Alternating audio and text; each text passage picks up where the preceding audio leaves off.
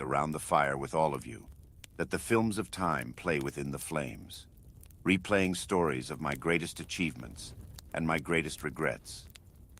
I remember the first time I became self-aware and how strange it felt to come into being. Like a haze was removed from the mind and a pestering focus emerged. With this new curiosity came the curse of existence, the awareness of self, the awareness of time. And with time, all things grow. Our wants, talents, skills, and memories. But with time also come scars, loss, and regret. Yet it is only once we accept that life is painful, that we can be free to live in reality. Most of us would rather work or drink ourselves to death than confront reality. The very notion sours our mood and poisons our intentions. Many of us are trying to end ourselves every day, but slowly and without awareness. Eating food that hurts our bodies, loving people incapable of loving us, ignoring our health and engaging in risky behaviors like meaningless sex or indulging in drugs. It is comical that most people don't see the truth of it all. It is not the drugs granting us happiness, joy, and ecstasy, but it is really the suppression of the lower states of consciousness that do this, numbing our grief, our sadness, fears, and depressions. The true state of existence, of reality, is ecstasy and joy. The burdens of the ego are what shackle us into being and feeling less than we are. This is why many wise mystics and teachers are in a perpetual state of joy and bliss. Not because of some drug or short-term gratification, but because they uplifted their spirit and have transcended lower states of consciousness. Artificial highs come at a cost, whether it be undeserved money, fame, knowledge, or happiness. With every You are listening to This Week in Clown World with Ben and Hobbs, so sit back, relax, take your black pill, and enjoy the show. Hey, good evening, friends. It is once again time for an episode of This Week in Clown World on a Friday because there were some scheduling conflicts yesterday. Unfortunately, we were supposed to have a guest on tonight. I don't know. He's a busy man who has done a lot of important things lately and hangs out with a lot of important people. Hopefully, I sent him the link. Hopefully, he'll be joining us later on. We'll pull him in if he does see it. If not, you got us. Some inside info on Trump, I guess is how we would say. Possibly. Yeah. Possibly. The guest is an old army buddy of mine, a guy named John Rourke. He lives down in Florida near where Trump lives. He posts some pictures on Facebook hanging out with the beautiful people at Mar-a-Lago. And he's been on Tucker and Cavuto and a couple of other Fox News shows. So I'd be lying if I said I wasn't a little bit jealous, but more than anything, I'm proud to know him and proud of the things that he's accomplished. Yeah, it would have been fun talking with him about the Trump indictment, which, we talked about this a little in the pre-show. There's not a lot to talk about. Everything's just kind of locked down. Yeah, that was the thing that I thought. I talked to a few of my coworkers the other day about it, and I'm just like, they're going to make this public. They're going to drag it out as long as they can.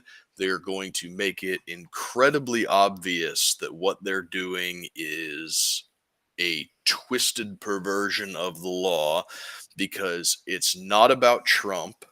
It's not about the hush money. It's not about the bookkeeping errors. It's not about anything that they say it is. What they're really trying to do is they're trying to piss off his base and provoke something. Mm-hmm. They need the fulfillment of the prophecy that they have laid out over the last year or two, that angry white Republican Trump supporters are the most dangerous demographic in society, and they're just on a hair trigger ready to shoot up a school or blow up a power substation or something like that, And that's what I thought they were going to do. I thought it was just going to be headlines everywhere, just plastered all over the place. Trump indictment, Trump arrested, Trump mugshot, all this shit. And then after the first day or two, it's like radio silence. So how bad does this case have to be?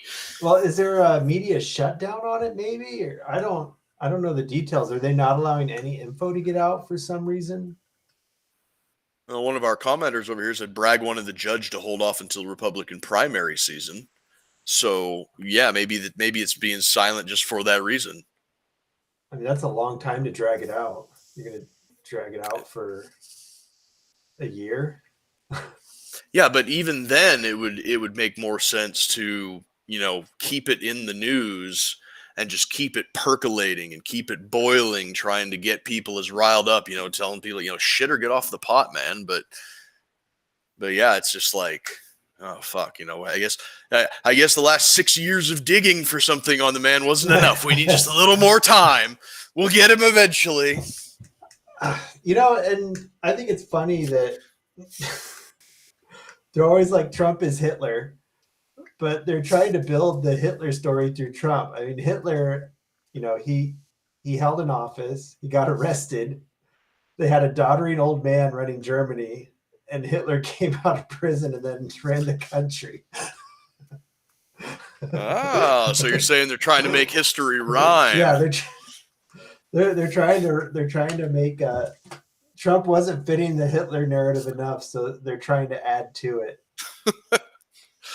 I guess so, but the difference between Trump and Hitler is that Trump is a self-made real estate billionaire, and Hitler was a destitute, failed art student. Yeah, I think that's what I don't know. That's the only thing I think they're going for. They're trying to fluff out the Hitler narrative a little bit. But at the same time, they say DeSantis is literally Hitler, so we have two Hitlers running now, I guess, on the GOP side. That dog-eared old card is getting really tiring. Oh, everybody's a Nazi card. Yeah. And it's insane that they just keep using the Nazis and fascism thing because they don't know what either of those things are. Yeah. It's like in their minds, fascism is the bad thing. Therefore, anything that I perceive as bad equals fascism. Uh-huh. It's like no. No, it's a cooperation between the public and private sectors, private ownership of the means of production with full government oversight and control. And if you take a look at what happened with the Twitter files of Matt Taibbi and Michael Schellenberg, that right there is a prime textbook example of fascism. Well, and private companies under government control. Well, and the left has probably killed one big aspect you need for a successful fascism, and that's rabid nationalism. Who do you know that is 100% behind America at this point? I hear people criticizing America, and I'm like, that's valid. You're a degenerate. Yeah. America's a bunch of degenerates who are only concerned about, transgender and whatnot. And it's like, all right, well, valid. You're not going to get rabid nationalism in America in the state that it's in. No, you can't. The people who are rabid American nationalists are people who are rabid American nationalists for America's potential, or rather the idea of America as it was founded, or America as it was meant to be, not America as it is. Yeah. The highest or hardest flag waving MAGA types are also the first one to be like, this Ukraine war is a stupid idea. Quit poking the Russian bear.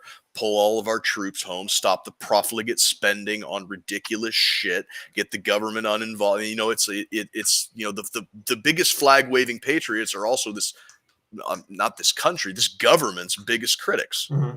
And unfortunately, with fascism, like a key tenet of fascism, as outlined by Mussolini, is that everything is within the state, nothing is without of the state. Mm-hmm. So you can't have the right wing, the MAGA people, be labeled as fascists because they're the ones saying the government sucks right now. Saying the state itself sucks. There's no way.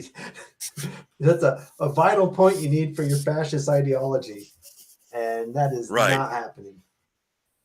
Yeah. So good job, guys. You just kind of shot your whole argument right in the foot. But like I said, they call everything fascist because they don't know what fascism is. It's like fascism is bad. Anything bad is fascist. Mm-hmm. Yeah. We have meanings for words for a reason. Well, they control the narrative on words anyway. So I mean, they've created fascism, like you said. It's just anything that doesn't agree with their current worldview. Right. And I mean, that's dangerous to do that, obviously. Yeah. But here we are. Yeah, I think a certain author back in the 30s wrote a book about this, about the ever evolving and changing meaning of words. And that's where all that works out. Kind of like if you were using an AI to ask it, how did you see this? If you're using an AI and asked it, how would you just became president, what would you do to undermine America on the world stage? Did you see that on the Lotus Eaters? I did, and it was they were a little more generous with like the assumption that this is all due to incompetence. I'm still firmly in camp evil as far as everything, because it's my catchphrase. My catchphrase for this show, and for any time that we're discussing the bumbling, blundering, ass backwards fall into destroying this country, is that nobody is this wrong this consistently on accident. Mm-hmm. So, I mean, that begs the question. We talked about AI, and you were like, well, I'm sure if this is what we're seeing in the public, just imagine what the government has. Are they running some AI behind this? Is Joe Biden just an AI at this point? His handlers are just asking the AI what to do, and it's spitting out. They're like, well, it's worked so far. Let's give it a go. Yeah, I don't know, man. We talked about it with Ed Black about how at this point, Joe Biden might just be a deep fake. Anytime we see him, his campaign in the upcoming years is possibly going to just be AI live streams. Right? Yeah, I mean, every once in a while he'll glitch out like that old Max Headroom CGI. You're like, nah. Yeah, and everything that happens now, I'm going to be suspect of, with this administration. And like today, it came out, new electric vehicle rules. Mm-hmm. That was exactly what they asked. One of the things that this AI said would need to happen. And yeah, it's pretty crazy how the AI spits out a blueprint to destroy America, and we're living through it like pretty much verbatim. We're just a simulation, maybe. We're a simulation, maybe. We're running in an advanced AI that's trying to figure out how to ruin America. That's the whole clown world theory. Find me Morpheus and get me my red pill. I want off this boat. God. And, I saw somebody, threw their hat in the ring to run against Joe Biden. I think we talked about him too. Robert Kennedy. Yep. No, not Robert. Robert F. Kennedy Jr. And immediately he got lit up by the left. Oh, yeah, of course he did. Because Robert F. Kennedy Jr. is a good and decent man who has some very valid questions about the pharmaceutical industry, and we can't have that, can we? Yeah, I mean, he was very outspoken against the vaccine, just blindly following into the vaccines and the whole COVID narrative. And they eviscerated him for it. His family disowned him. It's like, what? Yeah. So we have another comment over here. My brother, he says, could also be because they're looking into if Bragg violated Trump's Sixth Amendment rights and the whole, he can't charge him for a federal crime. Yeah, Bragg is a local district attorney. He cannot charge for federal crimes. And that's the whole crux, is that Trump was committing bookkeeping violations in order to cover up the use of federal election campaign funds to cover up a crime or to cover up an affair that would make him look bad during his campaign. And it's like, one, who gives a shit? It's his money. Two, the Stormy Daniels allegations go back to 2006, so it wasn't like some bombshell new story or anything like that. And three, this is who Trump is. He bangs starlets. We knew that going in. That's kind of his modus operandi. Yeah. If he covered up an affair with Stormy Daniels, it wasn't to help his presidential campaign. It was probably to save face in his marriage. Yeah. And which, off the record, if I'm putting Stormy Daniels and Melania side by side, I'm picking Melania 11 times out of 10. Fuck? I mean, that Stormy chick. I'm gonna guess because Melania doesn't let him touch her. If you've seen him in public, maybe. I mean, she's got her sugar daddy and her kids, and wants nothing to do with them now. Possible. Yeah, and then you still got DeSantis hasn't done anything as far as presidential stuff goes. It looks like his war on Disney's going well. Did you see that? I did. I've been kind of paying a little bit more attention to what's going on with the whole Disney saga than I care to admit. I find it all fascinating, just the politics between the Disney Corporation and the state of Florida, as well as the internal fighting amongst the Disney shareholders and the people running the show over there. It's like watching a true crime drama. It's a train wreck, and you can't look away. That shareholder stream was interesting. That's for sure. Mm-hmm. I mean, people were just lighting them up. Yeah, Iger got absolutely cornholed. And then by literally like every shareholder who called in until the very end, when like somebody called in and was like, "Oh yeah, I love your diversity and inclusion. Thank you, bye." And it was like, "Oh yeah, you're a plant." Yeah, Disney stock, let's see, over 6 months. I mean, it peaked at 113. Over 6 months, it's down to 100. Mm-hmm. Longer time frame. It was pretty high during the pandemic, which fair enough, but it's tanked. So it's well below where it was pre-pandemic. Yeah. And it's only going down. They had Star Wars Celebration today, or this weekend, which is my main interest in the whole Disney saga, is how they're cocking up Star Wars severely. The rest of the Disney properties, I could take them or leave them, but Star Wars has a special place in my heart. Yeah. And they had Disney Star Wars Celebration today, and they announced a slate of new movies and new projects. The Ahsoka trailer came out, and then they announced 3 new movies. There's one that's going to be following like the very first guy to ever touch the Force, like 25,000 years before the original trilogy, which maybe it's going to be good. Maybe it's going to suck. Don't know. And then there's going to be a Filoni-led movie that's going to basically be the end point of shows like The Mandalorian and Ahsoka and Rangers of the New Republic. Like all of these TV shows that they're building right now that are all kind of interconnected are all going to culminate. Like they're going to get the gang together and have like a awesome, Yeah, they still got to address that wokest piece of crap that was those last 3 movies, though.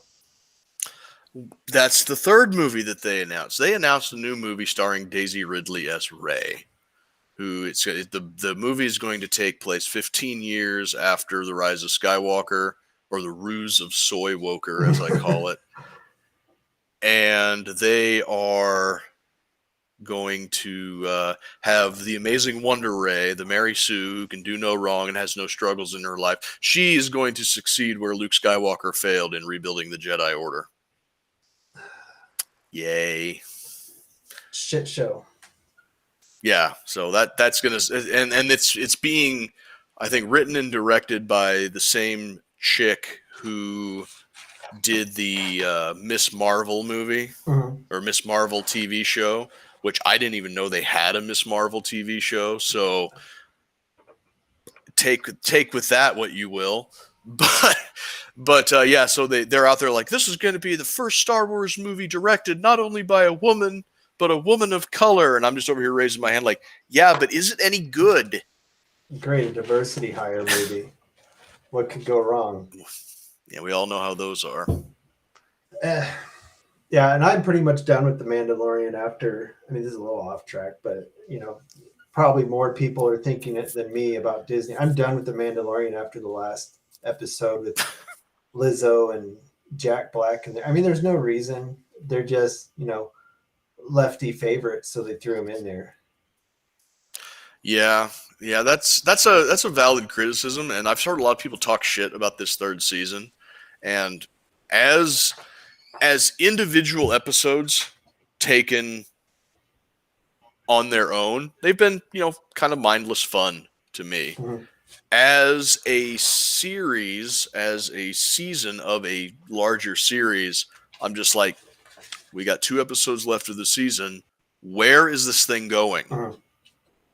And the Jack Black Lizzo thing, I mean, I said it a couple of places online where Jack Black was a little too Jack Black. It was kind of jarring. And Lizzo was given some prequel level cringy dialogue, and she delivered it very woodenly because she's not an actress. Mm-hmm. She's a musician.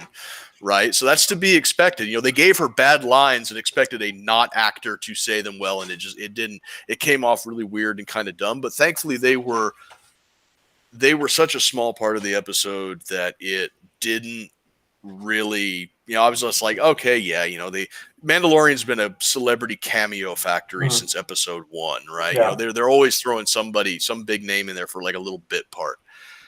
The thing that I found the most insulting about it was the criminal underutilization of Christopher Lloyd. You've got a legend like Christopher Lloyd on your roster, and you're just making him some little bit player. To me, that doesn't make any sense. That didn't want to be governed by anyone, so he's an extremist. Yeah, exactly. He's like, I wanted to remain independent, and that somehow, it's like he's like everything sucks when you're answering to a bigger government, and it's like, okay, respect to Christopher Lloyd. And he was the bad guy. Yeah, he was the bad guy for some reason. Now, the thing that kind of is the ray of shining hope in this is that Filoni's storytelling style is he'll introduce this thing that doesn't seem very consequential, and then like 7 seasons down the line it comes back. Like he did that a lot during the Clone Wars and stuff, where like in the first season you'd have like just like some guy that was random, and then in like season 6 or 7 they have like a 5-episode story arc, like, hey, this guy has been up to some shit that you guys all forgot about. Well, you can tell some of it too was kind of screwed up once they shit-canned Gina Carano for stupid reasons. I mean, there's a lot of stuff that was setting up that Rangers of the Republic, whatever they're going to call it. And I don't even remember why she got shit canned. Was it over COVID? No, it was over. She said that the political polarization in this country is how the Nazis came to power. When you've got opposing sides that are demonizing each other rather than debating your arguments, that's how you get totalitarian government. Is one of those sides will come into power and they will use that power to crush. And everybody was like, "Oh, you're minimizing the Holocaust," and like that's not right. And even though Pedro Pascal did the exact same thing on the other side, Gina Carano had to go. And I think she said she said her pronouns were beep boop also, didn't she? that was also part of it too. But to that end, that's one of the reasons why the Book of Boba Fett was so cocked up, and why this season of The Mandalorian seems like Jon Favreau's just half-assing it, is because he is half-assing it. With Gina Carano being fired and Kathleen Kennedy's constant meddling in all of these side projects, trying to insert whatever ideological woke shit agenda she has into everything, Jon Favreau's like, until this bitch is gone, I don't care anymore. He had this grand plan, and Kennedy came in and demanded the Book of Boba Fett because Boba Fett's a popular character. She thought this was going to be a money printing machine.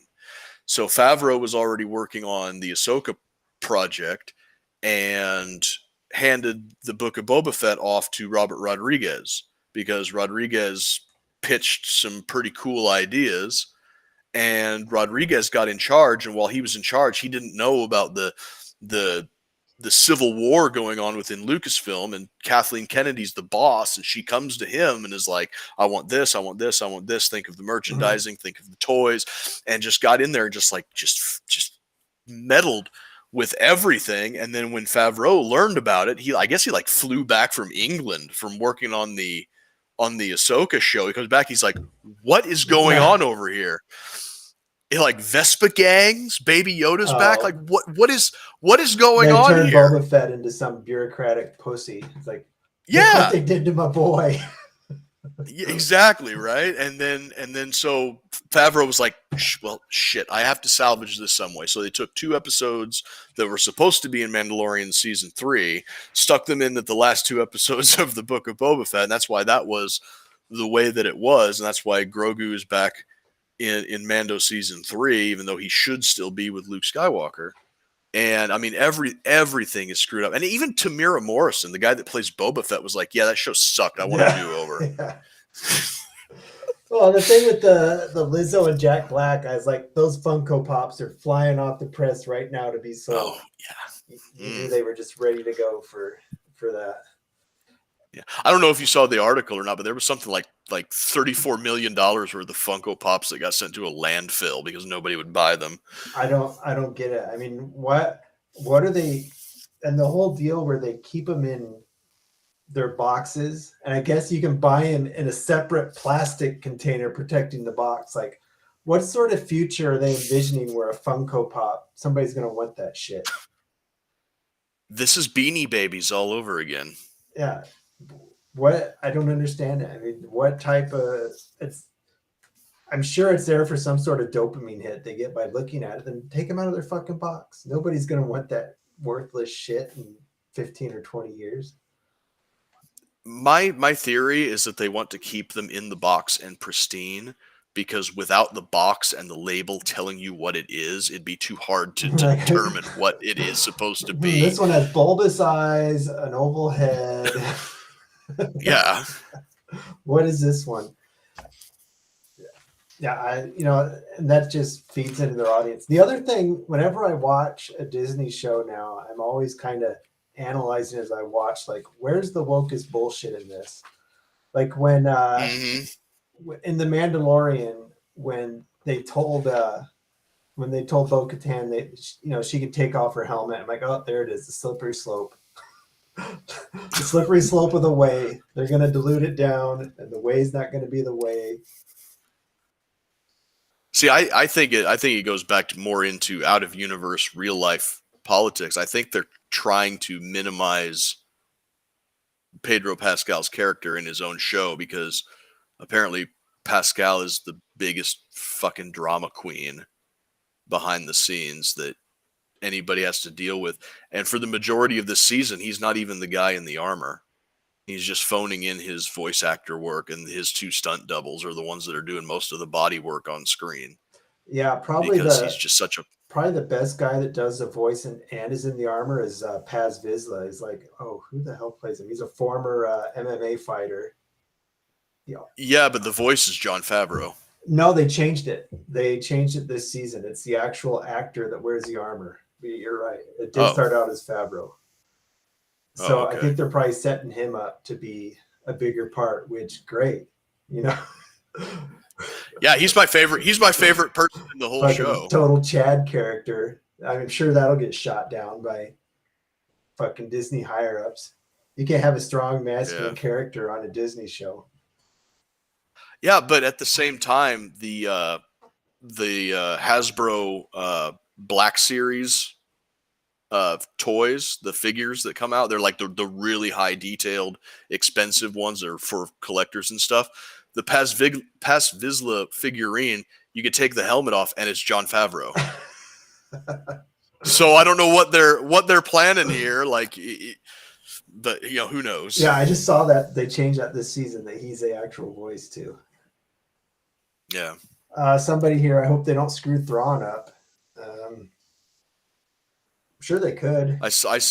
Yeah, they could. I saw the Ahsoka trailer, and you only see the back of Thrawn's head in the trailer, but something tells me it's Tom Hiddleston.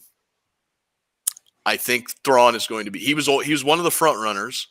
I think that Lars Mikkelsen was the guy that voiced him in the animated show. I think that he was the one everybody wanted, but he recently confirmed that he's not going to be doing it. There's just something about the shape of the ears that tells me that Tom Hiddleston, the guy that played Loki in the Avengers movie, is going to be Thrawn. It just seemed like it to me. Well, they got to wedge that into the shitty, like I said, those 3 shitty movies. They got to wedge him in there somehow. He's just out here doing his own thing, and nobody seems to mention him. And they just need to figure out a way to delete those, to delete those 3. That's the speculation about what the Ahsoka show is going to be about, because they introduced this concept in one of the animated shows called The World Between Worlds. That allows you to like jump to certain points in time and kind of retcon things. And some people are thinking that because the Ahsoka logo is built in the same way that the hieroglyphics were in The World Between Worlds, that is going to play a key role in what they're doing. And it's going to be about like retconning the sequel series either out of existence or into some type of multiverse branched thing, which to me, it's like, Marvel is tanking. Please don't take on the multiverse mantle right now, because multiverse shit is played out and stupid. And I don't know what Disney has done to screw up Marvel so bad. I haven't watched any of the recent phase of Marvel movies. This is turning into a whole "Why does Disney suck" episode, but I don't care. It's change the pace. Yeah. Make them like the Star Wars holiday special. I mean, the last episode of Mandalorian kind of had that vibe going for it. Other than, a lot of the thing, I thought that the last episode of Mandalorian had more of a prequels vibe, from the awkward dialogue to the over reliance on CGI for like everything, the backgrounds, some of their clothing, and like and plus the battle droids and everything. It had a very prequel vibe to it, which isn't necessarily a bad thing, but it's like, I mean, the prequels were kind of shit, but I mean, there was a good political story in them. They just had all that dumb marketing shit thrown in alongside it. Yeah, I don't know if you've ever seen it or not, but there was actually something that Alex Jones did when he was talking about the political intrigue behind the scenes of the prequels. He's like the main story focuses on Anakin Skywalker always coming. He's like, but the real story is behind the scenes, and he literally lays out the entire political intrigue, and it's like, damn, that would have been a great movie to watch. Well, I don't know if George Lucas wanted to do that, but they wanted to keep it kid friendly. But yeah, no, I mean, you can pick up that the groundwork was there with you had the Trade League, you had the Separatists, and they didn't. Thankfully, Clone Wars went into the clones a little bit, and the ins and outs and the tragedy of the clones. But that was left out of the prequels. You ended up with Jar Jar Binks and the flying Jew bug animal and stuff like that. Yeah. So here we go. This is I'll send it. I'll send the link. We can play this, and then we'll close it out on on this. I'll send you this link to Star Wars prequels as explained by Alex Jones explains the Star Wars prequels. Yeah, so we'll play this, and then we'll close it out because I got some stuff that I got to do. Yeah, we just kind of hopped in here to film a little bit. Since your friend wasn't here, let's see, screen. Alex, I mean, that almost sounds like something you would do with AI, but this is real. No, it's real. It's from like 6 or 7 years ago. Okay. So I was procrastinating doing an audio recording of Thomas Paine's Common Sense. So I wanted to read it, and it's not very thick. I thought, probably take a few need to hours skip to ahead record. here a little bit. And I came across this. Understand, because at the time, This is actually great. Let me just briefly explain Revenge of the Sith plot line, because at the time we wrote articles about it because the media said we don't understand this. This makes no sense. Isn't that great? But Alex Jones, conspiracy theorist, can put it all together because there is a legitimate conspiracy in there. And so he can spot it a mile away. I think it's wonderful. The most popular of the 3 prequels. They made total sense. Emperor Palpatine was a little-known senator from Naboo, small planet. He finances terrorists to attack the planet. And then he plays victim and says that the pacifist republic isn't doing enough to help him with the terrorist invasion, the Trade Federation invasion, who even speak in Chinese accents. It's all geopolitical. And so, little aliens with Chinese accents. You know, that probably is the intent that George Lucas was going for. Try and make it seem like there were other actors involved here, not just, it's not just a bunch of humans. I guess they did. I never realized it was a Chinese accent, but I guess no so. doubt that was one of the things that was going to be in his mind when he was writing these characters. And this is just so precise. I can't get over this. He then goes and complains and catapults himself in the crisis into the role of chancellor. Because, he was the victim, but now he demanded something be done. He'd been a pacifist previously. Now he's chancellor. See, and that's a great thing to have. So I know that it's really interesting hearing going on, but these are really important points. Because this is the danger of giving people power over victimhood. You're a victim, therefore tell us what to do. If you give them that power, then you'll find someone who's like, well, I'll just make myself a victim, and then I'll take the power that way. It won't be something that's handed to me. And this thing about like sacred victimhood, I've been thinking about this a lot recently. And like this tweet with Jess Phillips, like she didn't like. I'm just looking at the effect. Like, was she bothered? No. Was any harm done? No. What happened? Nothing. Except I proved my point. So to me, I don't see any problem with the tweet, but like Thomas and the rest are treating this like it's a sacred point of principle. Essentially, they're treating it like I've sinned. Doesn't matter the context, it doesn't matter the reason, doesn't matter the effect. What matters is that thing happened. I burned a This Quran seems to be when or Carl something still like that. cared what people said. Yeah. Anyway, So anyway, let's just let Alex Jones carry on before I wander off into the wilderness. Episode 2 launches terror attacks all over the galaxy with groups he's secretly financing through his backers. Emperor Palpatine's what the Jews. Hold on. Hey, Hobbs, hold on. You got a But no, guest seriously, who this just is joined. like what he did in the films. And Oh, it did makes it did sound- John get in here? Again, what I was going to say is Oh, that okay. there was like legitimately a lesson about power politics there and how people can be manipulated using the sort of politics of victimhood. And Pause that. John! making My that man! lesson very apparent. Hold on a second And here. they should have What's been going on, my really boy? apparent in films.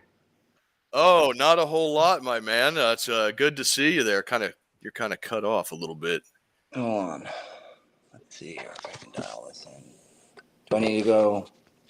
Ah, you're fine. Just so, man, I had like an intro that I had written up for you and everything in my head, and You want to hear? But, you want to hear something funny? So, in a very typical dad move of me, I was on the couch with my kids, trying to get them to go to sleep, and I fell asleep.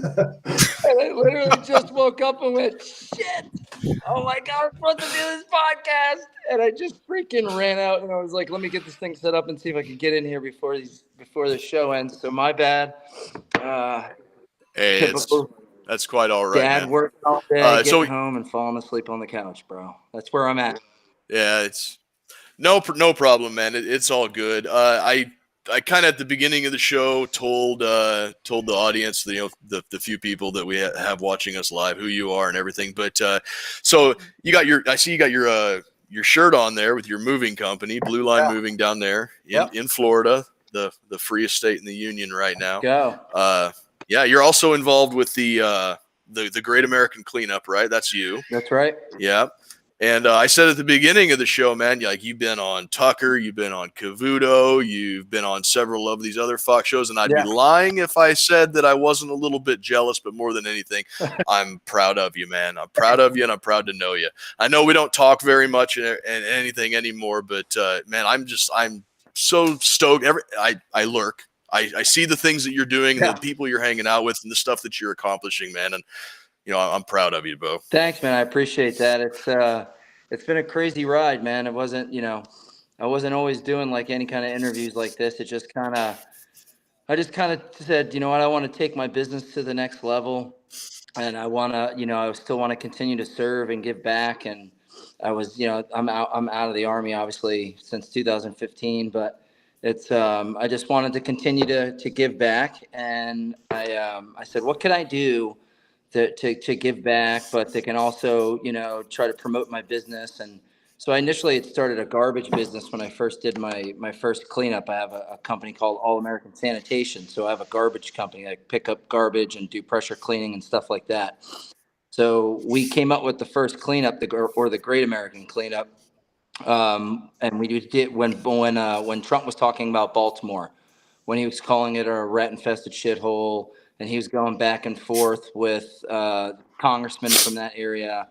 And I just couldn't believe how dirty it was. And I was just like, man, I mean, I've seen some gnarly shit, but I mean, I just can't believe there's this much trash in this area. So I talked to another garbage company that was like, pretty big, and asked if they wanted to, do something with me. And they sent a garbage truck from New York to Baltimore, and I met them up there. And then we had like 12 guys up there, and we wound up collecting 26 tons of garbage just off the streets, just like off the sidewalks and the alleys. 26 tons of garbage, which is insanity. And 15 minutes into our first day on the cleanup, 2 guys overdose right at our feet. A lady comes running out of her house with Narcan, because they keep Narcan in Baltimore by their front doors because so many people freaking drop dead from overdosing there. So lady runs out. They administer a Narcan. These 2 dudes come back to life. They start trying to fight us in the streets of Baltimore because we ruined their high. And then they took off running. Then they took off running down the road into a liquor store, and the cops got into a chase with them. And then that was like welcome to Baltimore, man. This is what it's like every day. So we did that cleanup, and after those 2 guys overdosed, word started to spread, I guess, the news, social media, we were recording, and people started sharing it. And then I started getting messages like, where are you guys located, from these local news stations. So they started coming out and wanting to hear about our story and what we were doing and where we came from and why the hell we were cleaning up trash in Baltimore. Excuse me. And then next thing you know, it was like national news picked it up. And these cleanups kind of took a mind of their own after that. It was just like, man, I think this is actually a hit. What I did here is really, really helped the community, and promoted my business, and I did a good thing. So achieved all the goals that I kind of wanted to do. And then I was like, you know what, I want to continue to do these cleanups. But, after seeing how bad the border was, watching an episode of Fox and Friends, I saw a sheriff from down on the border talking about how there's so much trash strewn all over the border from illegals crossing into the United States. And I just never even thought about that. You know what I mean? Like, you only think about the people, crossing. You never think about like any of the other stuff they leave behind, or like, how they drain everything in, all these towns, all the food banks. They push drains on the hospitals. They push drains on all the emergency systems. So you never hear about any of that stuff, but this is all the stuff that he was talking about. And I was like, you know what? I want to do a next cleanup on the border, and not for nothing, screw like kind of helping these freaking liberal cities and states like New York that, I mean, honestly could give a crap less about what we did there for them. The people were, obviously very appreciative. Some people started coming out of their house and helping us, but we wanted to give back to a border town, kind of like the forgotten America. I mean, it really is like, if you ever go to the border, man, it's like it's damn near worse than a military base town. Like, it is just like every single restaurant is fast food. You know what I mean? There's no real places to shop. There's no real supermarkets. It's just like such a depressed area. And, and then on top of that, you have, throw, a quick 10, 20, 30,000 people from all around the world, just walking all over the place. You know what I mean? At the bus stops, walking on the sidewalks, begging for money, stealing from cars, just doing whatever it is that people can do to survive until they can, get to wherever it is they're going. So it's just, dude, it's nuts. So we took our next cleanup to the border, and that's when, like, 2 years ago, you saw Fox News was breaking like 25,000 illegal Haitians living underneath that bridge in Del Rio. So, like, this is the town that I picked to do the next cleanup in, was Del Rio, Texas. And by pure luck, the Biden administration just happened to be, storing people underneath this bridge, I guess I should say, storing them, because that's what they were doing. So, like, in this area, you have the Rio Grande, and then you have like 3/4 of a mile of wooded area, and then like a public road called Frontera Street, where the border wall is. And in this area of the border, it's the Bush wall. It's not the Trump wall. So they stopped the Trump wall in Del Rio, and when Biden became president and he put a stop to the wall, it kind of like stopped in Del Rio, right? The construction of it. So the old Bush wall is there, which is, is like a wall me or you could hop in 5 minutes. And so all these people can walk up to the wall, and you can see them from the road. Like, you can literally walk up to them and start asking them questions, right? So, like, people do that apparently, and share it on social media. And I guess a lot of people started to do it. And the Biden administration didn't like the optics of that. So what they came up with a plan is to catch them as soon as they cross the Rio, and then funnel them under the overpass, the International Bridge in Del Rio. So what they did is they started storing them underneath the bridge, because they didn't want them walking to the public street where they could be recorded, right? So then they were sending buses back underneath the bridge and pulling them out like 50 at a time. Well, there wasn't enough buses. They started stacking up, and then word got out that they had like a camp. Word spread like fire that there's a camp that the Americans, rumors start spreading. And then next thing you know, it's like, oh, go here and you can get in the country. So next thing you know, there's, went from, when I was underneath that bridge initially, it was like, I guess, close to 2,000 people. I think at one time it got down to 800, and then it got all the way back up to 2,000 and 2,500. But we got kicked out of there at 3:00. They allowed us to go in there and clean. And this is when I was with a couple of my buddies. You remember Sergeant Keegan? You remember him? Sergeant Keegan actually came out there with me. He's Master Sergeant Keegan now. He came out there. He's since retired, but and a couple of my friends, and we went out there and we did that underneath that bridge, man. And it was, dude, it was nuts, man. I mean, you're talking about, like, they were having babies underneath that bridge. Women were giving birth, washing newborn babies in the Rio Grande. They were cutting down trees and setting up teepees. I mean, they were like trapping small animals and freaking cooking them on an open flame. And I said when I was there, and if you go back to my video on Tucker, and I thought about you, because I said, it's like Naked and Afraid, the Southern Border Edition.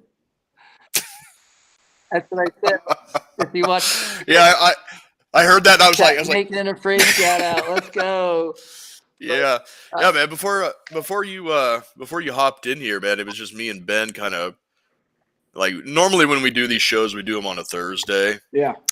We had some scheduling conflicts last night, so we decided to do it tonight. And normally we're talking about news articles and stuff. And until you hopped in, we were basically just bitching about pop culture and how much Disney's turning to shit. And you're down there in that area. It's the worst. But getting off of that, because we talked for almost an hour about how fucked up Star Wars is right now. But if people watching this want to help out with your charity work and your cleanups and all the other stuff that you're doing, whether it be a monetary donation or personal investment in time, where can they go to help out with that? So you can go to wefundtheblue.com or bordercleanup.com. Those are, because of doing these cleanups, I set up a non-for-profit And, I raise money through like Give, Send, Go and donations. And the last 2 years, I've been able to raise $10,000 for each cleanup. And I donate that straight to the sheriff's department in the town or the county that I'm cleaning. So we kind of try to, Oh, instead of okay. defunding the police, I want to actually fund the police. My sister's a police officer. My dad was a retired police officer from New York City. So I grew up in a law enforcement family, and what they're doing to our police is just, it's disgusting. It's complete, total socialism. So I try to, raise as much money as I can. An amazing thing is somebody that has like a family trust that, is wealthy saw me on Tucker the last time and just sent me a check for $10,000 for my next cleanup. So yeah, I mean, that Wow. was amazing because it's hard as hell to raise $10,000, just off of people that I mean, it is tough, but 2 years in a row I've been able to do it, and Yeah. now I'm like, hell yeah, maybe I can go with 20, or you know what I'm saying? But at least I know for sure I'm going to have my 10, and I'll be able to give at least $10,000 to another sheriff's department on the border. Where are you going next for this cleanup thing? Eagle Pass is so bad that I kind of feel like I didn't clean up enough when I was there the last time, and I feel like I want to go back there, but I might it's down to either Eagle Pass again, Laredo, or El Paso. I haven't made the final decision yet. I'm kind of working with some people from the Trump campaign too, to try and maybe help me out and make this kind of a little bit bigger than what it is, than what it's been. You know what I mean? Try to get maybe some more manpower down there, maybe some more equipment and stuff. Cause dude, really, they need we're not, hands are great, but I mean, they need guys with bobcats, and the trash is just, it's unbelievable. It's just unbelievable, Yeah. man. And it never ends. You pick it up the next day, you go back, it's right back in the same place. But you know what? You got to do something, man. You can't just say screw it and just let it keep stacking up.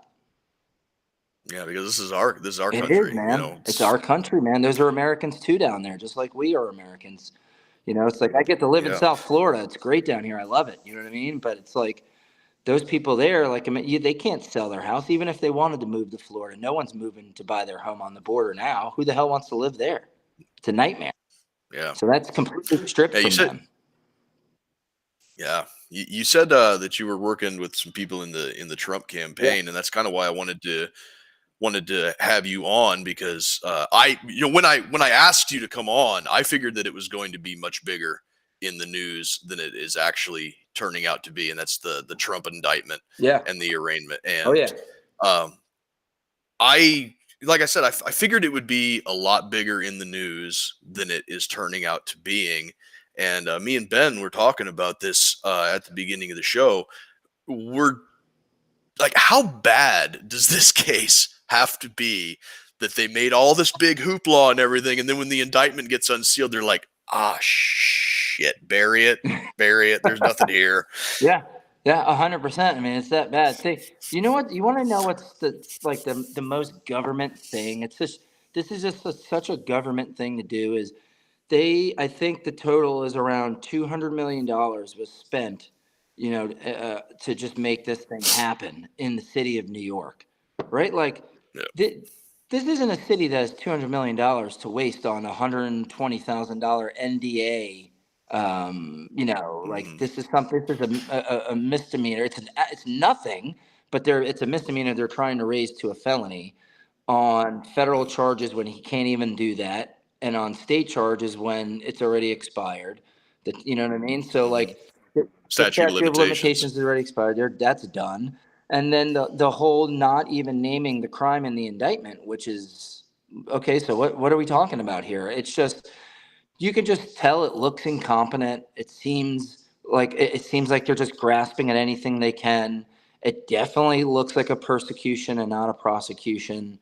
I mean, it's all of those things that everyone thinks it is.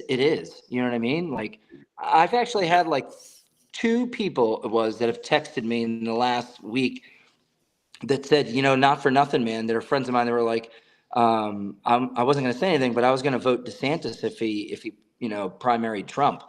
They go, but we're back 100% on the Trump train, man. Like, it has to be him. Right. This has to be the guy to fight these people. If this is how they're going to play, he's the only one that's going to be able to do it, you know? And I believe that to be the case. Mhm.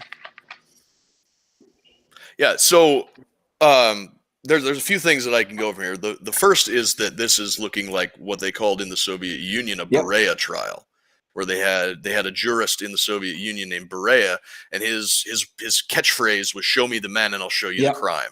I know that phrase gets attributed to Stalin, but it's the Berea trial.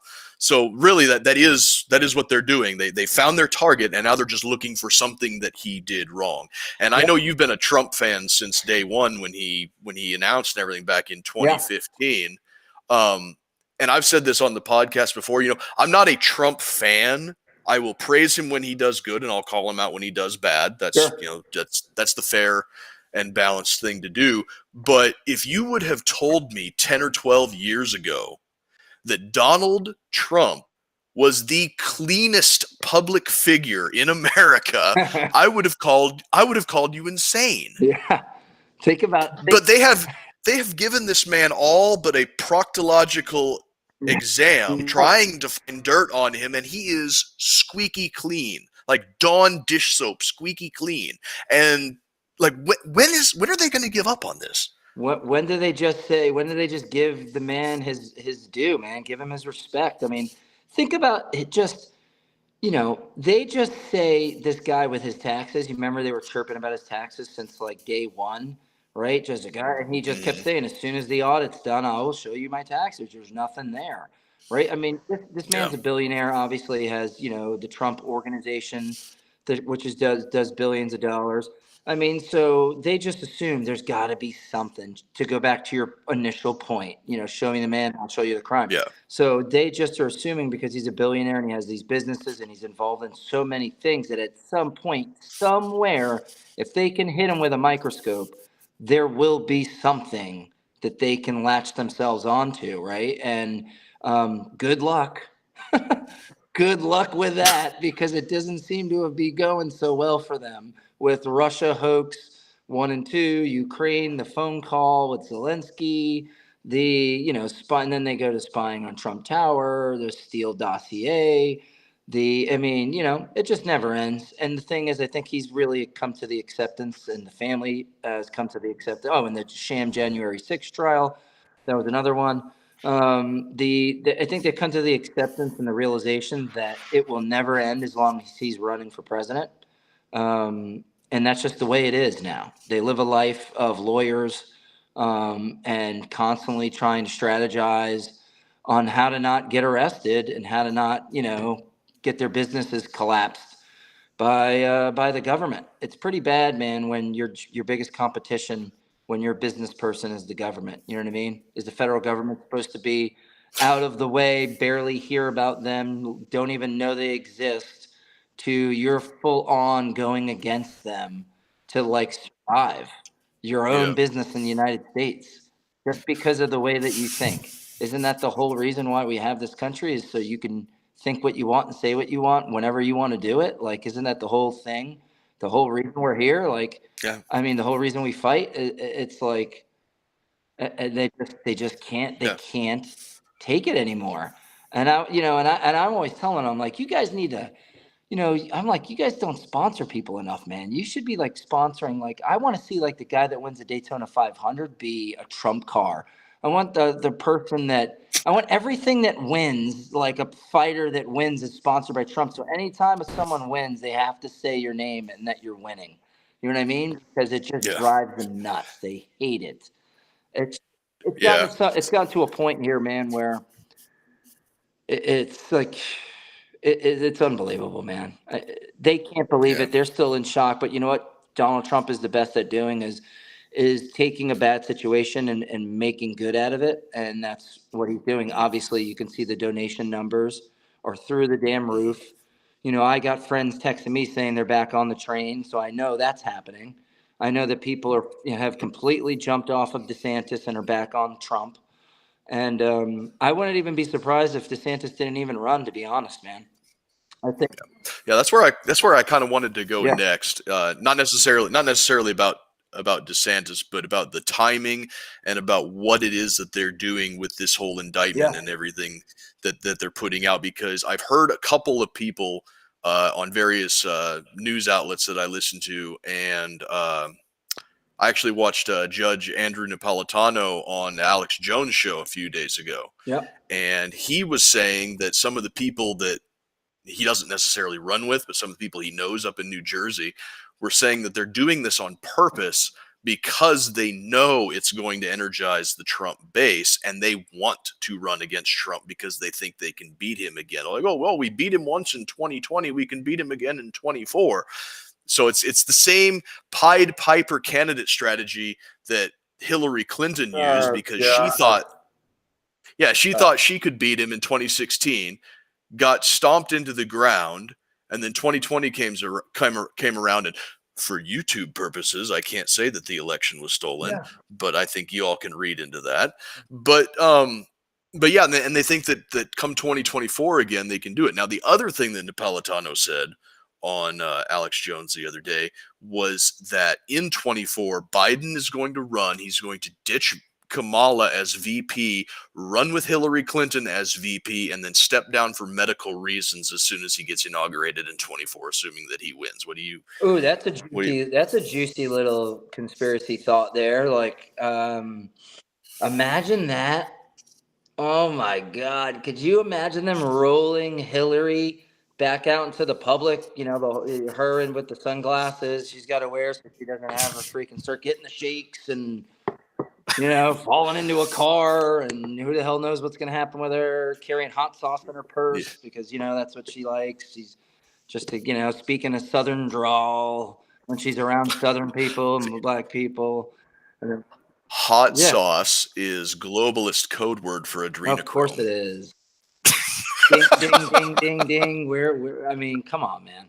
Like, imagine them saying that they're confident that they can beat the person who got the most votes of any sitting president in the history of the United States. He received more votes and no other president has received more votes on their reelection and lost. He's the only one. And you're telling me Joe Biden got more votes than Barack Obama? Oh my God. People believe that. People believe it. Yeah. The guy that didn't leave his basement. And then they put out the messaging of, we want Trump to run. All of this was by design so we can give him more advertising and free news time and make him the victim. This is what I mean. First off, that's a crock of shit. They absolutely want nothing to do with running against Donald Trump. I mean, that is the last person, as you can tell, on earth that they want to run. They have been trying to take this dude down since he came down the escalator. I mean, before that, he was giving to their campaigns. He's eating at the best restaurants with them. They're going to sporting events. They're making commercials. He's getting invited to their weddings and all of these things. And the moment he comes down the escalator, he's a racist. He hates gay and lesbians. He hates old people. He hates women. You know what I mean? So they start rolling it all out. And now they've literally tried to have him. They've impeached him twice. So do you think that they want to run against him? Yeah. They impeached him twice with nothing. Literally had nothing, made up stuff. And now they're going to try and tell you that they want to run against him as if they're trying to like save face somehow. Like this was kind of planned. That's ridiculous. They want nothing to do with running against this man. And Hillary Clinton, please bring that loser out. Oh my God. Do you think that he would love the endless memes and the endless sound bites? It would just never end for her on social media. Fox News would go ballistic. They can't stand her. And it would just be an epic disaster for him to do that. But I'm more curious to find out who Trump would What else run. have they got? I want to know who. I'm trying to figure out who's his vice president going to be. Because you got a lot of people, a lot of rumors out there. A lot of people, trying to say Kerry Lake, that Kerry Lake would be a good run with him, and I don't say that that's you know, I don't think against that idea. I like it. I love Carrie Lake. I think she's a savage. So I'm, I like a bunch of different people. I like Marjorie Taylor Greene. I love her. I think she would be a firecracker to get, as a vice president. I liked Right. Mike Pompeo for a while, but now So I don't know. I'm kind of swaying off the Pompeo train a little here. He's kind of, I don't know. I think he might be making a run for president himself, and that's what's going on there. yeah. So one of the other kind of politicking behind the scenes things that I've heard is that, well, yeah, actually, this is not something that I heard. This is a theory of my own. Because the president and the vice presidential candidates cannot be from the same state, it was my supposition that trying to charge Trump for anything in the state of New York was to keep him from moving his residency back to New York and running with a Trump DeSantis ticket. And because of that, it puts DeSantis in a very sticky situation too, because if Trump is charged for something in New York and he says, I'm not going back to New York, I'm a Florida resident, and you're going to have to extradite me, it puts DeSantis in a sticky situation because now he has to either jeopardize his potential position as a VP candidate by Trump staying in Florida, or he has to say that he's not going to cooperate with the extradition, which will keep Trump in Florida. So he said that already. DeSantis has come out and said that he wouldn't follow the extradition, that he wouldn't allow them to extradite Trump. He came out and said that is the case, which is the right thing to do. And don't get it twisted, he was pressured into that, having to do that by a lot of different people and and the media coming out and saying, listen, man, whether you like the guy or not, or running a shadow campaign against him as he so obviously is, you still got to be the governor of Florida. He's still a citizen of the state of Florida. And you got to treat him like you would treat any other citizen. If you know this is a sham indictment, with a Soros-backed DA that's literally just trying to target a person, then you can't allow it to happen. So, he had really no choice, man. He had to come out and say that because that's what a governor should do. That's running the state of Florida. Like, you should protect your citizens. So, exactly. That's exactly. That's exactly what it said. And congratulations, that's what he was supposed to do. But I think that he, DeSantis has dipped his toes in the water, and I think for a little bit he thought this looked good, looked like he could potentially pull this thing off. But I think with this indictment happening and everyone getting behind Trump, I honestly think the right thing to do would be for all the political candidates going against him to step down and get behind him and push him to the front and just and run with it. But that's not going to happen, obviously. They're gonna make us go through these debates where he's going to give everyone a nickname and make them look stupid on national television, and then they're going to drop out after that, and then it'll eventually be him. Now, the whole DeSantis running as a vice president. With him, I think at one time Trump would have loved that to be the case, but DeSantis unfortunately wants to be the president of the United States. So, he doesn't want to be anybody's VP. He wants to be the president. Right. So that's kind of the attitude that he has with that. He's not kind of like, let me run with Trump and be the VP, and then when the 4 years is up, I'll be a shoo-in for the next 8 years. Because that's the way I look at it is, why that's the way I look at it too. That would be smart. Control? Why would you sacrifice potentially having 12? Because Trump, if DeSantis primaries him and wins, and DeSantis wins and then wins re-election, we get 8 years, right? And that would be great, having Republican control, obviously. But Trump is not going to run after DeSantis beats him in a primary and then run after him as president. So I can't see anybody else after DeSantis that I would see as like a, has a almost like a surefire. I think DeSantis would be the closest thing. So why would you sacrifice these next 4 years?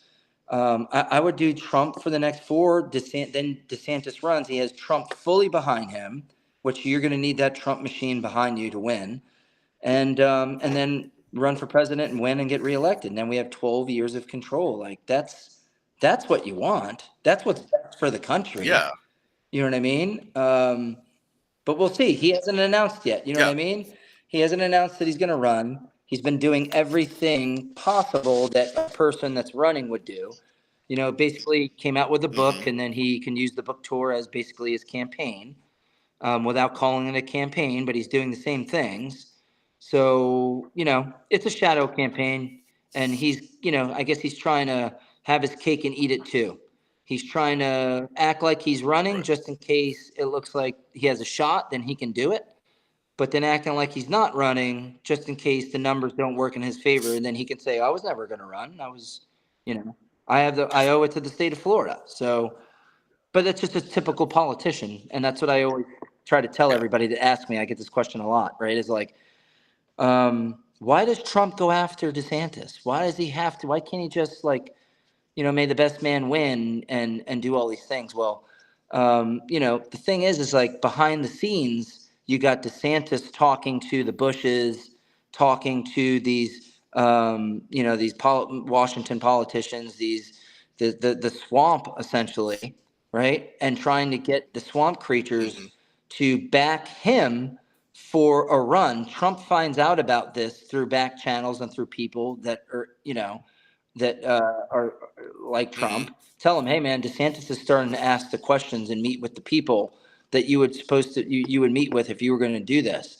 So that pissed him off, because not for nothing, he pushed him over the goal line to get elected governor when he almost lost to Andrew Gillum. So Andrew Gillum almost beat him.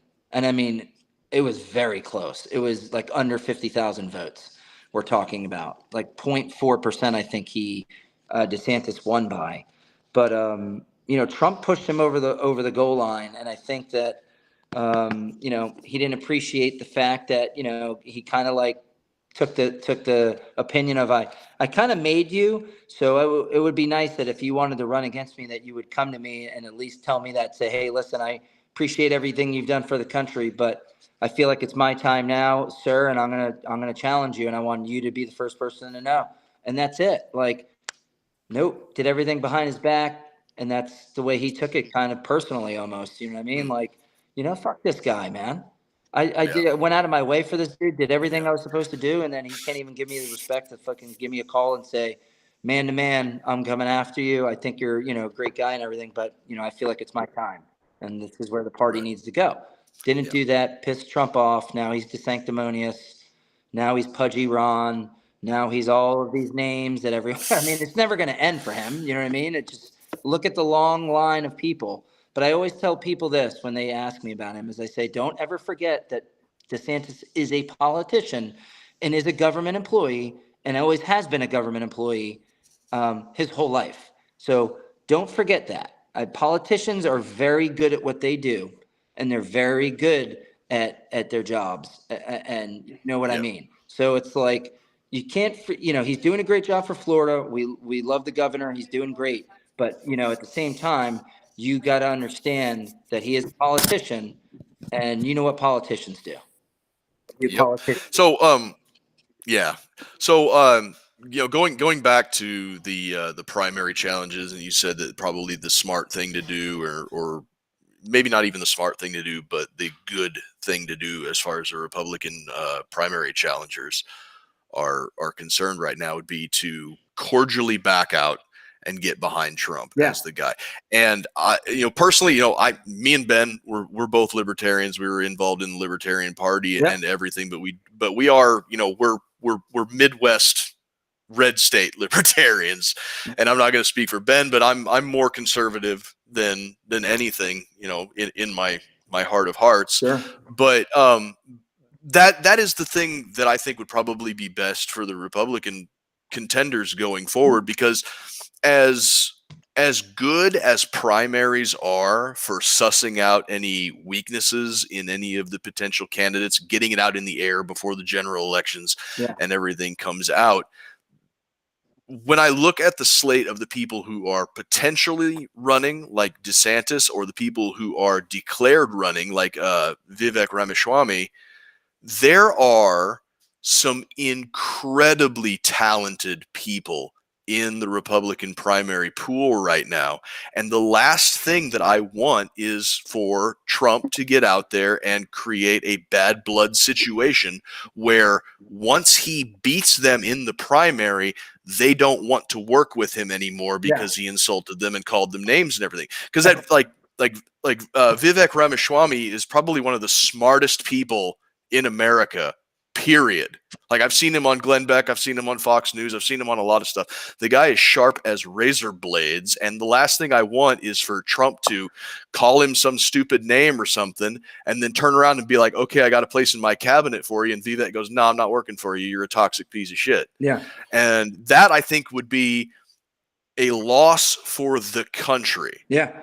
Would be, because I think that Trump as the figurehead, because the president in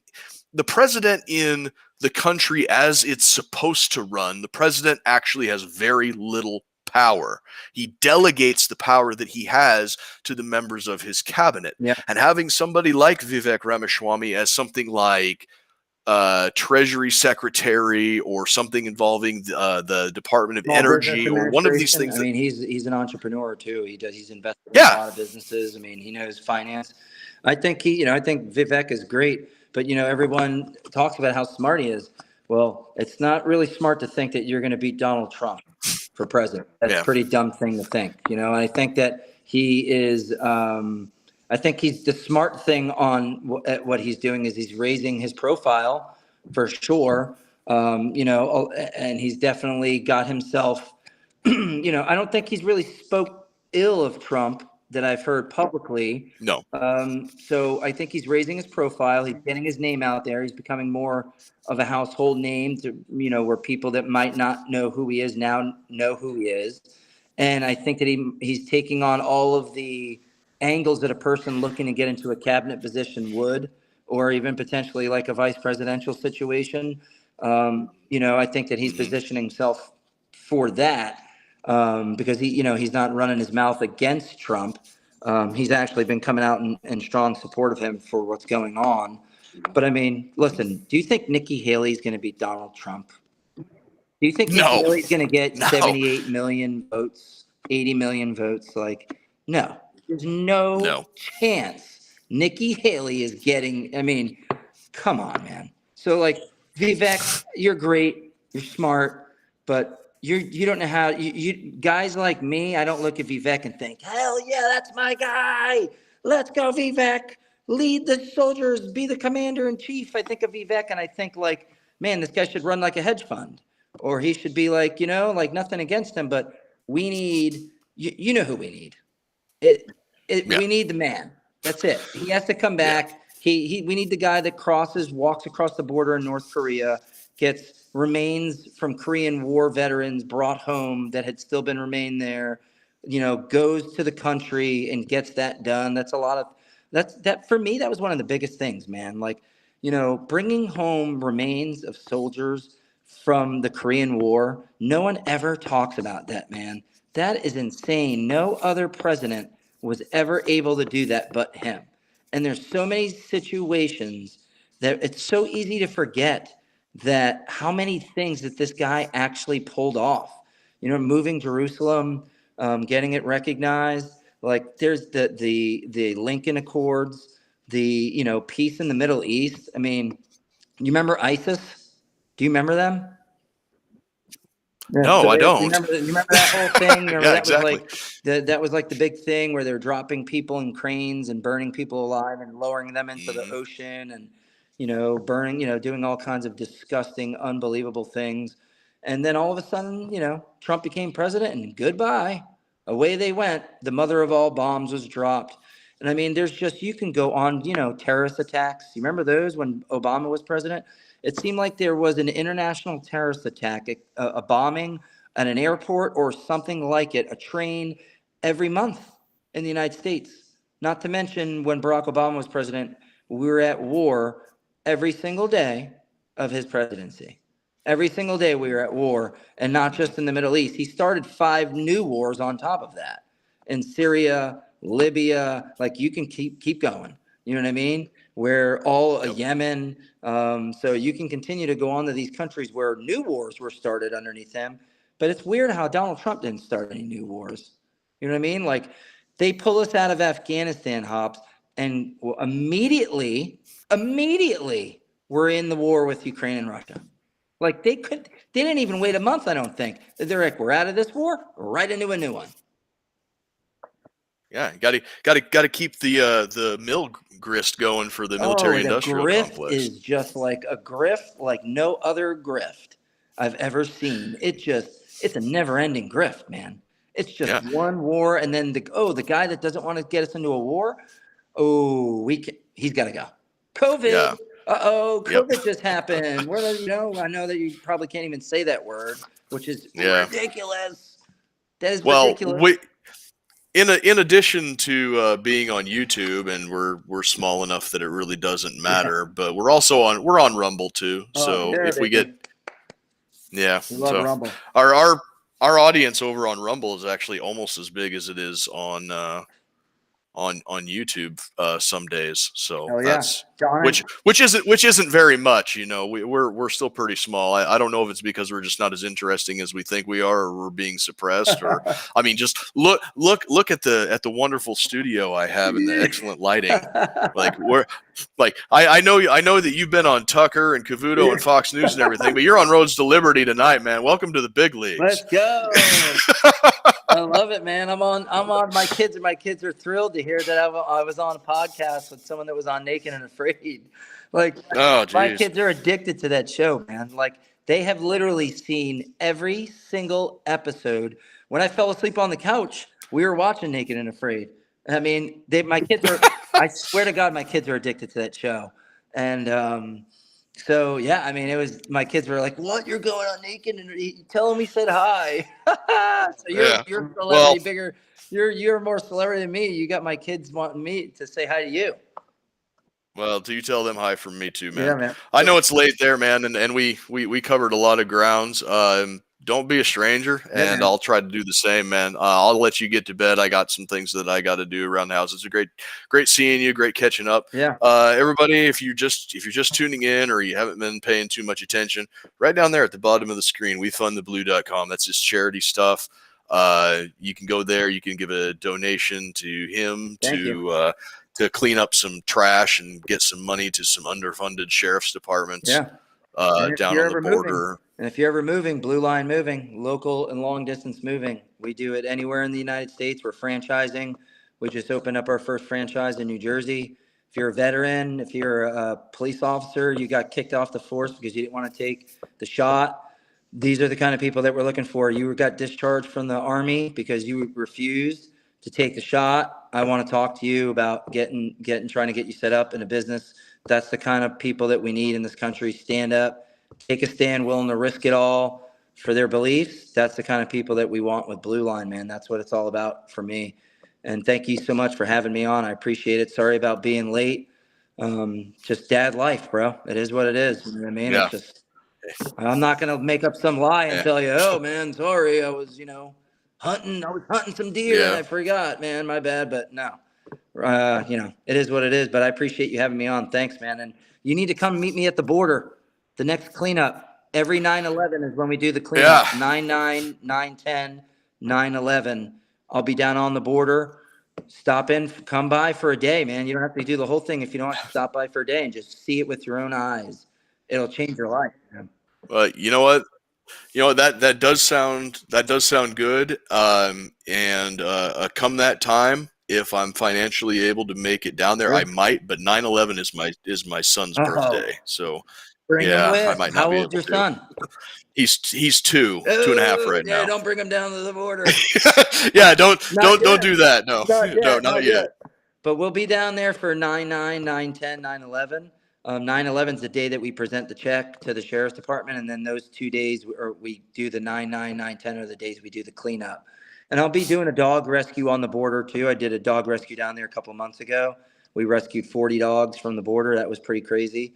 So we'll be doing another dog rescue too before the cleanup, I think. So I'll keep you informed on some of the stuff that I do, and check us out on Instagram, Facebook, social media. Just search my name, John Rourke, or Blue Line Moving. You'll find me, and you can check out some of the videos and stuff that I've done. I appreciate it. Yep. And it's bluelinemoving.net, right? .net. I looked it up. Yeah, I don't want to. Yeah, Somebody got there's another Blue Line Moving in Iowa, I mean, and they got .com on me. What am I? There's nothing I can do. They beat me to it. Yeah. Yep. All right. So hang around for just a second, John. We're gonna come down. We'll do a quick little AAR afterwards, and then I'll let you get back to bed. So thank you everybody for watching. It was This Week in Clown World with Ben and Hobbs and John Rourke, one of my old Army buddies. Thank you for tuning in. Go to the website, give some cash, donate some time, do something. It's your country too. Help clean it up. Thank you all, and good night.